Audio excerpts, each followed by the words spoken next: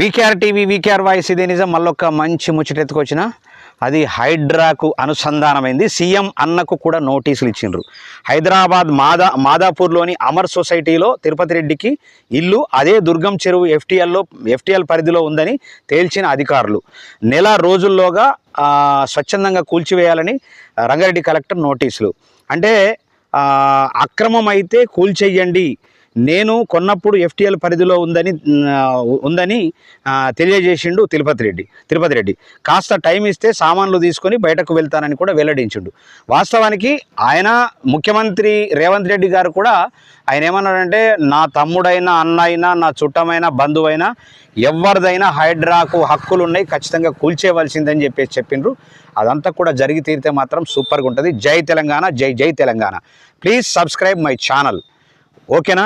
Thank you brothers, thank you very much. Like చేయండి, share చేయండి.